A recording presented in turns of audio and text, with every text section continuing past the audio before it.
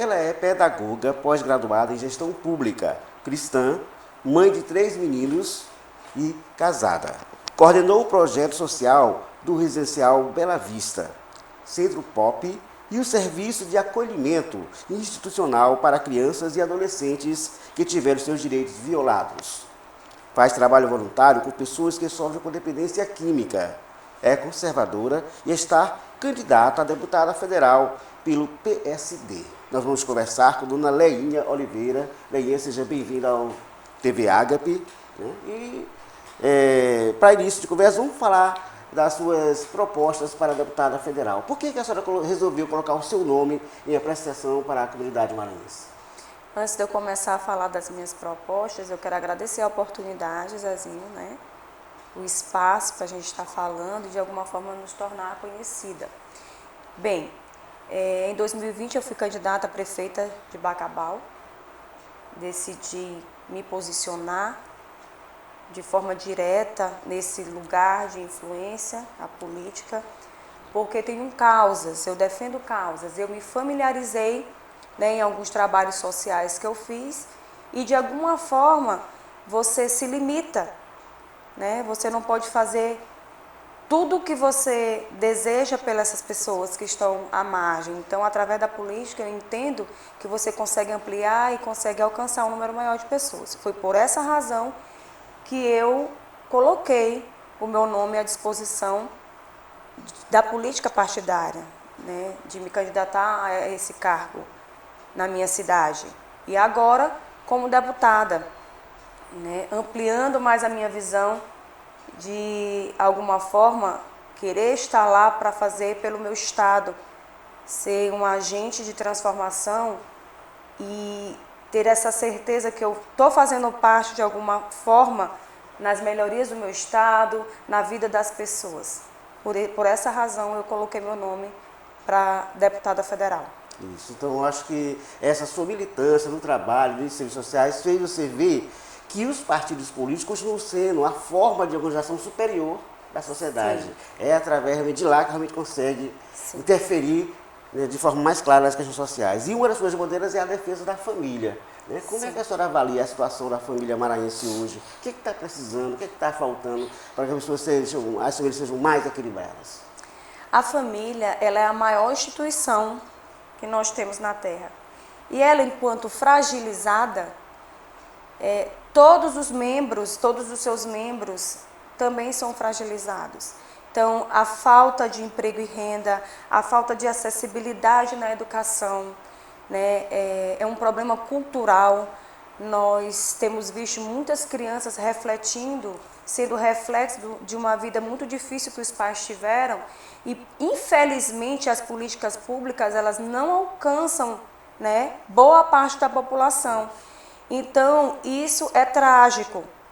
O político, ele é eleito para ser funcionário e representante dessas pessoas. Eles estão lá para lutar pela garantia dos seus direitos. Então, eu me vejo, eu me posiciono para ser realmente essa pessoa que representa a família em todos os seus aspectos, de ajudar a fortalecer, com mais oportunidade para essas famílias e para a geração dessas crianças agora e futuramente, para tornar os seus dias mais fáceis, Mas para isso eu preciso amparar, de alguma forma, os seus pais. A família, quando a gente fala, a gente imagina assim, pai, mãe, criança. Não.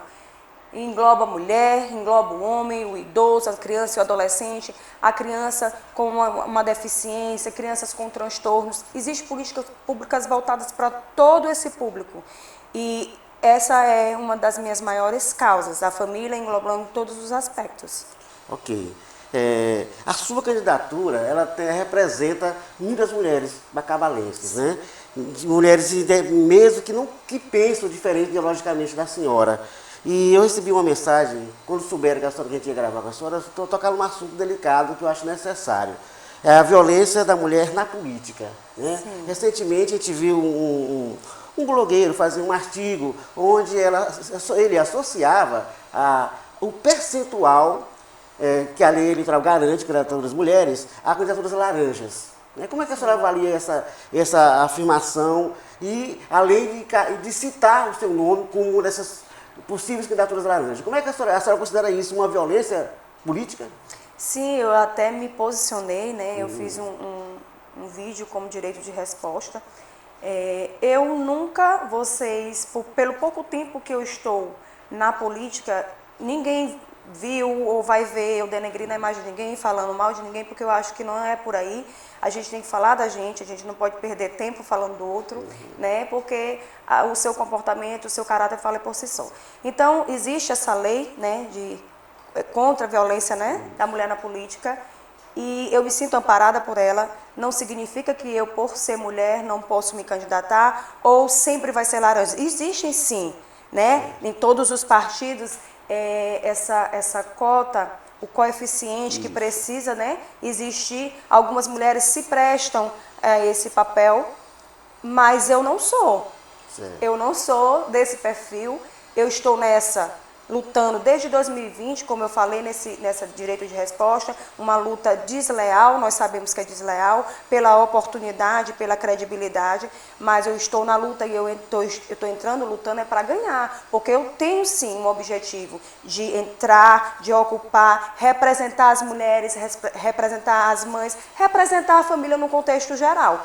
Não sou laranja, estou aqui firme e forte, lutando, né, por essa candidatura. E sim, eu fico muito feliz quando algumas mulheres se levantam para dizer, você me representa, né? Porque uma mulher entende a outra, uma mulher entende todas as causas, né, da família, no modo geral, de uma forma mais sensível, e essa sempre vai ser a minha causa. Bom, o Maranhão tem alguns problemas de desenvolvimento, né? Alguns municípios não alcançam o IDH adequado, falta a geração de emprego e renda, né? Sim. E aí, como é que a senhora pensa em políticas públicas que realmente gerem emprego para chegar na zona rural, no interior, nos municípios mais pequenos, para melhorar a qualidade de vida dessas pessoas? Olha, eu acredito que em todo o nosso estado, o Maranhão ele está numa condição miserável de pobreza, mas sendo um estado muito rico. O Maranhão é um estado muito rico e eu atribuo isso a uma má gestão. Todo lugar que tem um péssimo gestor, ele paralisa aquela geografia. Então, aqui, trazendo para a nossa realidade, que é onde eu tenho mais conhecimento, Bacabal tem essa região da Baixada, que é muito rica, com lagos, entendeu? É potencializar as pessoas que estão lá, dando condições de trabalho para que, com a própria terra, com o seu próprio espaço, a gente consiga aumentar o número de produção, de acordo com cada localidade. A gente vê aqui em Bacabal, a gente visita o mercado, conversa com todo mundo. De onde está vindo essa verdura? De onde está vindo essa fruta? Do Ceará, do Pernambuco. Sendo que nós temos condições, solos perfeitos, só que não vai, porque os gestores não potencializam a nossa região, não dá condições para as pessoas da própria cidade, né, fazer com que esse trabalho ande, mas há condições mesmo. Não é essa politicagem, né, que nós temos visto muito, que isso atrapalha demais, mata as pessoas, mata o desenvolvimento da sua cidade. Em época de política, tudo acontece, dá um trator, dá um fertilizante e depois some. Não existe um trabalho de continuidade, de você manter aquele processo de produção e de oportunidades. Política é garantia de direito, política é você cuidar das pessoas, manter um trabalho legal que você começa, não é esquecer só de 4 anos ou de 2 em 2 anos. Então, eu acho que tudo isso é falta de gestão mesmo. Bom, recentemente o Maranhão fez uma avaliação de fluência, de leitura de nossas crianças e adolescentes, e o resultado não foi bom. Não só o Maranhão, como em todo o Brasil, né? Tem a questão pandêmica, né? Os problemas da educação, né? Ou seja, quanto mais trabalha, parece que mais problema aparece, né? Como é que a senhora pensa a educação maranhense, que é brasileira? Olha, esse final de semana eu estive em Pedreiras, no primeiro Fórum Cristão Conservador, e o tema que foi abordado, que eu ministrei, foi sobre educação, a sua trajetória e avanço.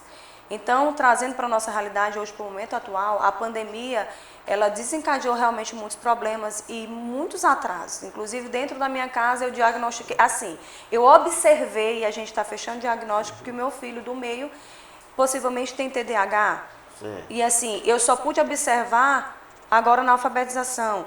E eu eu tenho, graças a Deus, condições de ajudar o meu filho de forma, contratando uma equipe multidisciplinar para ajudá-lo, e os pais que não conseguem identificar e não têm. Então, é preciso que a gente estude possibilidades de realmente fazer com que o seu direito seja garantido dessas crianças que têm transtornos, têm autismo, têm déficit de atenção, todas essas coisas. A educação, ela precisa ser fortalecida e ela precisa ter esse olhar voltado para esse tipo de atraso. Mas é como eu digo e repito, lá no desenvolvimento de emprego e renda, o gestor ele tem que ter essa sensibilidade de manter, começar um trabalho e manter, de ser de forma contínua, sem parar, porque sempre vão existir essas dificuldades com crianças, e a gente tem que entender que o problema social, a desigualdade social é um marco, principalmente nessa geração que aumentou muito com a pandemia, e a gente precisa ter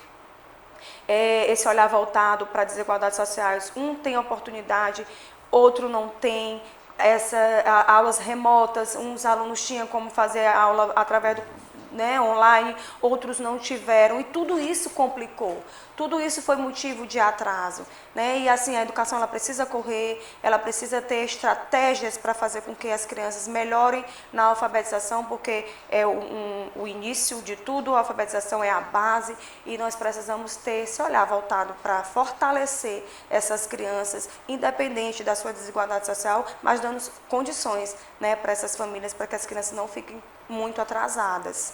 Ok. Então, dona Laíde, queria agradecer a sua presença aqui na TV Acre e deixar à vontade para fazer a sua mensagem para o povo maranhense. Mais uma vez, obrigada por estar aqui.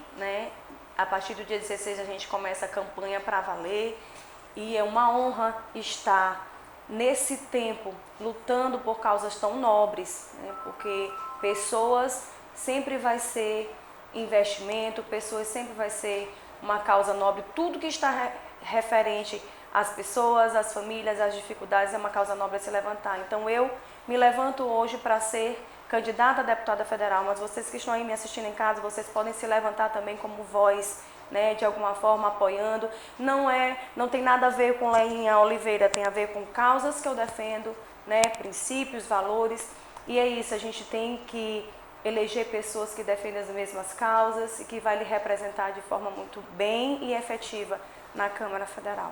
Ok. Muito obrigado pela entrevista, E nós conversamos com Leinha Oliveira, mais uma candidata a deputada que veio ao nosso quadro Eleições 2022.